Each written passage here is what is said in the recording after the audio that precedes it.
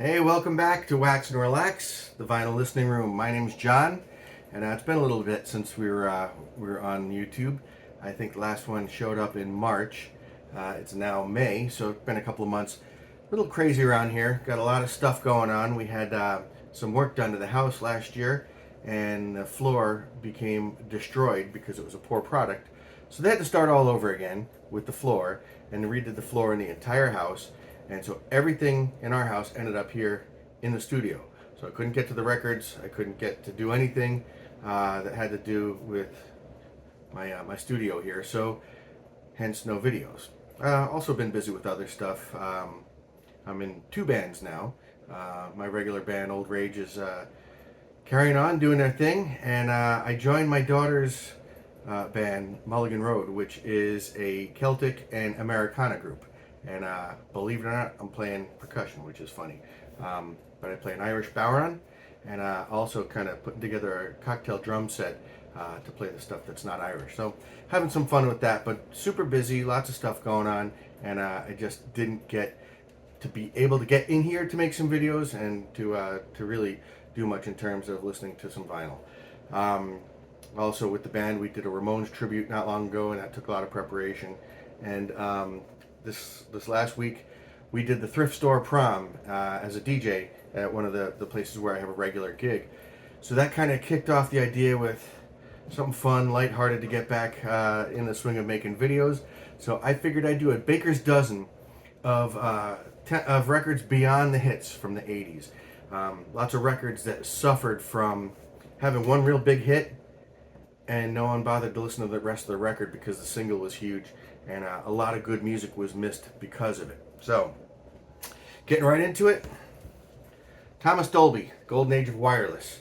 Great record. She Blinded Me with Science obviously was the big hit. If you're from a certain age, you might remember Europa and the Pirate Twins. There's a couple of other things here that it gets a little bit of play. One of our submarines, we hear quite a bit on First Wave. Great record. I really started listening to that later in life. It's when it came out. I knew the single, and had I not gone back and looked at it from finding it in a bargain bin, I would have lost out on it. And I listen to it quite a bit now, and a great record I love. Another one like that, Haircut 100, Pelican West. This had Love Plus One, which is a big single or video for them in the early 80s, a big MTV single. Again, not a lot in their catalog, and the record was kind of overlooked by the single. Had a small number 2 single was Favorite Shirts, Boy Meets Girl. A couple other things off of this, but it's a great listen to front to back. Drummer. Ended up joining Paul McCartney for many years in the 90s. This next one, you're going to think I'm nuts. It has really become one of my favorite records of all time.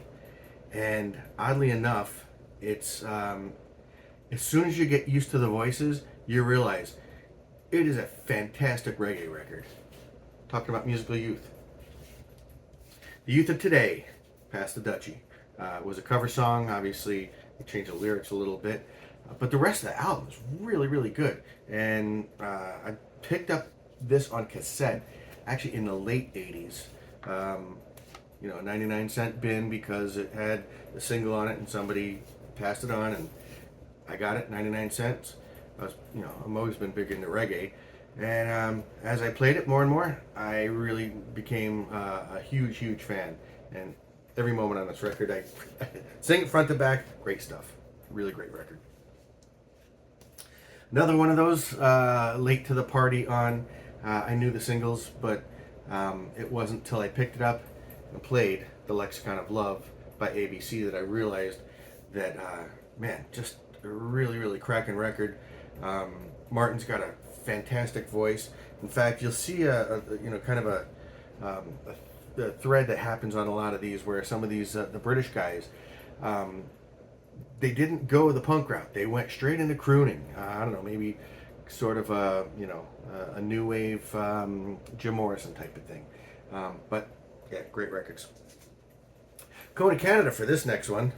recorded in the same studio that all those big Rush hits from the '80s were recorded in. I'm talking about April Wine, Nature of the Beast. Um, Big hit single on this was Just Between You and Me. FM radio played a little bit of Sign of the Gypsy Queen. Really, really great record start to finish. Up in upstate New York, where I grew up, they tended to play a lot more Canadian stuff on the radio, whereas in the rest of the country, you just got the big hits and you didn't get much of it. But we were so close to Canada that we got a lot of that kind of con-can content. And yeah, great stuff. Love it. This was my most played record of 1988. I absolutely fell in love with this record. Vivid by Living Colour. Just fantastic. Every single song on here is outstanding. Cult of Personality was the big hit single and the big video. But they do a great Talking Heads cover on here. Mick Jagger plays some harmonica on it and also produced it. I'm a Stones fan, so there's that connection there. But yeah, super major important record to me. Love it. This next one, third one in their catalog, very late in the 80s. One massive hit on it, and the rest of it, not a lot of people know of unless they were real big fans of the band. Tears for Fears, talking about the Seeds of Love. You heard the single, it was everywhere. Everyone's like, whoa, it sounds like the Beatles. The whole record has kind of maybe a Beatles meets Steely Dan vibe with Alita Adams bringing the soul aspect to it. Fantastic record. Really, really good sounding record. Really well recorded. Yeah, massive. Going to Scotland for this one. Everyone always thought there was bagpipe in this. It wasn't. It was guitar effects to make it sound like a bagpipe. And I'm talking about Big Country. I've heard some people say they don't like this because they think that there's a remix for the single of Big Country. It's not the case whatsoever. This is the version of the song, and they cut down some of the intro to make the single mix of it. The single is about like 85% of the version that's on the album. The rest of the record is really, really good as well. The rest of the catalog is okay, but really, you know, first one out of the box was great for them. It's a great listen. Pick it up if you can. This next one is those of us of a certain age could very well think that this record was a gift from God. This was Psychedelic Furs, Forever Now. Most people I know that owned it, you know, the big single was Forever Now. That was the big video. But most of the people I know that owned the record usually had it on cassette and just wore the shit out of it. Most people I know that own it probably are on their third, fourth, or fifth copy of it by this point. Great record. Highly recommended. Another one might be a little unexpected to be on this list.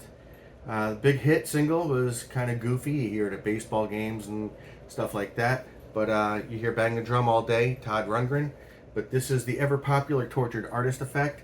And as a lifelong Todd Rundgren fan, I mean, most of his kind of highbrow stuff was in the 70s. And as he moved into the 80s, he definitely latched on to technology. But the record has just some great stuff on here. Yeah. Check it out if you get a chance. Ever popular Tortured Artist Effect, Todd Rundgren. And that was right in the middle of all his Utopia records as well, so he was pretty busy at that point. All right, next one. Frank Zappa had a band, and they moved on, formed their own band, and put the backup singer as the lead singer, and dressed her funny, and they called it Missing Persons. Spring Session M, which is an anagram for Missing Persons. You know, what are words for? It was a big hit single, everyone knew it. But there were a lot of kind of, you know, secondary and tertiary hits that were just killer. Noticeable one, Windows, Destination Unknown, Walking in LA, all fantastic stuff, and just really high-end players with Terry Bozzio's drumming, Warren Cucurullo, and Patrick O'Hearn. I mean, that was Zappa's band, and yeah, they did 2 records. This was the one that's really worth looking for. Similar situation, Adam and the Ants. Adam lost his ants to Malcolm McLaren. He pulled him off to the side, put a naked teenage girl in front of him, and called it Bow Wow Wow. This is the I Want Candy record as it was released in the United States. None of their records really made sense the way they were issued in the UK versus what we got in the US. For all intents and purposes, this is like a greatest hits of the UK stuff released as their album in the States. But really great stuff. Another classic case. I mean, I got into them about, I don't know, 5 to 8 years after the fact. I was in a band in high school that we were going to cover I Want Candy, and I found the cassette of this, and just ended up listening to the whole thing start to finish over and over and over again. And yeah, some of my favorite songs from the 80s are on this record. I'm going to finish up this with the Baker's Dozen. You knew this was coming. This was just basically on for the bass playing alone from Nick Beggs is worth the price of admission. Talking Kajagoogoo, White Feathers.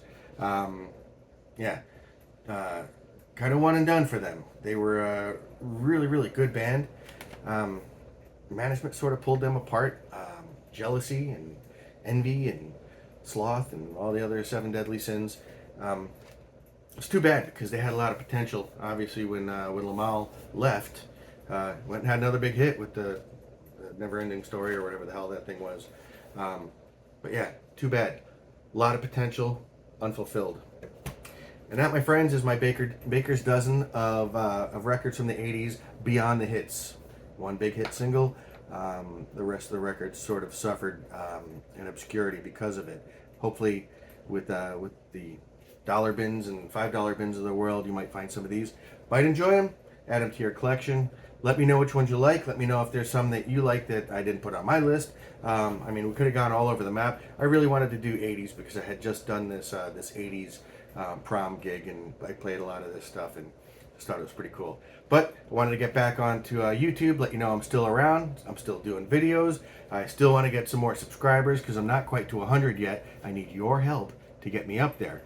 Tell a friend, tell a neighbor, spray paint it in the streets, send your carrier pigeons out to the world, and set it out in the universe. My name is John. This is Wax and Relax, the Vinyl Listening Room. I will see you on the B-side.